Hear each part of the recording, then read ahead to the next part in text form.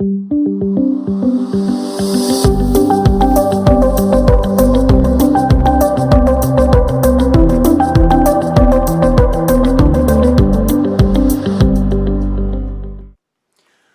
come to firmly believe that one of the most powerful things that we educators can do in order to prevent, minimise, reduce bullying prevalence and severity in our schools is to teach our kids how to resolve conflict. Conflict's normal. It's something that we're going to have exist, particularly in environments where we have several hundred young people whose brains aren't quite finished yet, and their ability to socialise maturely and appropriately is somewhat compromised, where there's a lot of emotion. And there is a lot of emotion in a learning environment. We've got stakeholders connected at a deep emotional level through parents and students and teachers and parents. And so whenever conflict comes along, what we want to do is to have a repeatable methodology for being able to deal with it. I think that one of the problems we've got with the methodologies that we've chosen in the past is just that they're anchored in the past. We tend to, when we have conflict, to investigate heavily.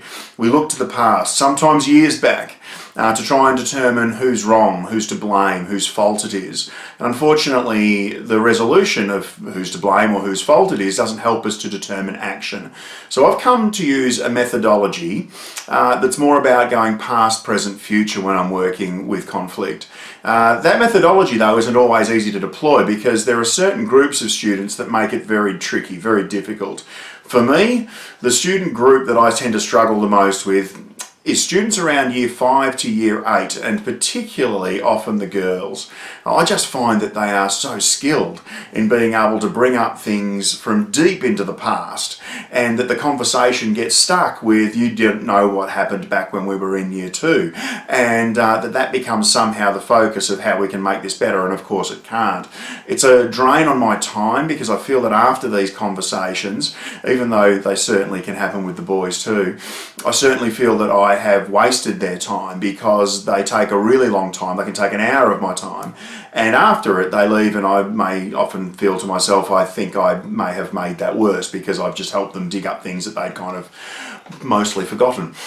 So what I needed to do was have a structure in place. What did that structure look like? It looked like me putting up on the wall of my office a small dedicated piece of whiteboard with a rectangle on there divided into 3 areas. And the first area that we labelled was P3. And what we would put in there was that for 3 minutes you may tell me about the past, tell me what's going on here.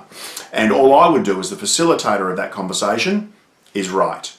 And I would write down all of the things that had gone wrong between those students. But after 3 minutes of time, it would go off, and I was fierce about moving on from the past. Why? Because I have a technical term for how much of the past I need.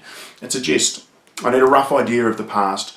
I don't need the past outlined for me in pure forensic detail the way we would if we were adopting an investigative, adversarial or judicial model. I'm moving on. And so what we're going to move on now is to the next box, which is the middle part of the rectangle. And again, it's been titled P3, but now we're talking about a P for the present. I want to know how this is making people feel. I want to know how this is impacting people right now. And I would ask the students again, how is this making you feel? Tell me the words. And I would again facilitate by writing those words on the board. I would often then, after 3 minutes, walk away, point at those words and say, that's no good.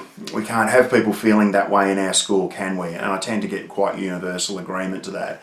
I then go down to the bottom box of my rectangle, which has been labelled F3, which is for 3 minutes, let's talk about the future.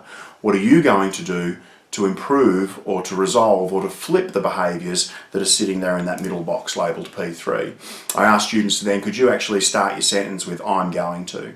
And I'll often say things like, I'm going to write an apology note, I'm going to have lunch with this person tomorrow, I'm going to delete this off Facebook, I'm going to whatever it is, because the outcomes here matter less than learning the process. What we want our students to understand is that when there's conflict, it's not about finding someone to blame, it's about finding an action that we can take that makes things better. And that's a skill and a capability that every good teacher should be interested in putting in the hands of our kids.